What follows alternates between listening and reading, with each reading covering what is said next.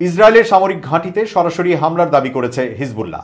Lebanon ভিত্তিক এই সশস্ত্র সংগঠন জানিয়েছে তারা উত্তর ইসরায়েলের রামোট নাফতালি এলাকায় ইসরায়েলি সামরিক ব্যারাক এবং অধিকৃত গোলান মালভূমির জাউরাতে বেশ কিছু আর্টিলারি সাইটে কাতিউশা রকেট দিয়ে হামলা চালিয়েছে।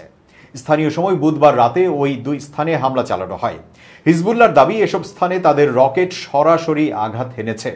কয়েকদিন আগেও ইসরায়েলের সামরিক ঘাঁটিতে হামলা চালিয়েছে হিজবুল্লাহ। তার আগে ইসরায়েলের উত্তরাঞ্চলে অবস্থিত বেইত হিলেলে অবস্থিত দেশটির একটি সামরিক ব্যারাকে রকেট হামলা চালানো হয়।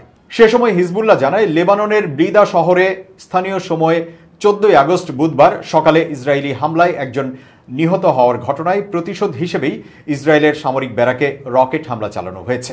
এছাড়া মাত্র কয়েকদিন আগেই গালিলি এলাকার গাটনে অবস্থিত ইসরায়েলি সামরিক বাহিনীর 146তম ডিভিশনের নতুন সদর দপ্তরে একাধিক কাতিউশা রকেট দিয়ে ওই হামলা চালায় হিজবুল্লাহ।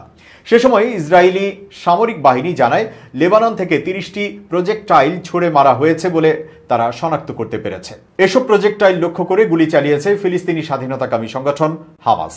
এরপরেই গাজায় পাল্টা আক্রমণ চালায় ইসরায়েলি বাহিনী। গাজায় সংঘাত শুরুর পর থেকেই হামাসের প্রতি একাত্মতা প্রকাশ করে ইসরায়েলের উপর হামলা চালাচ্ছে হিজবুল্লাহ। পাল্টা হামলা চালাচ্ছে ইসরায়েলও, ফলে সীমান্তে উত্তেজনা বেড়ে গেছে।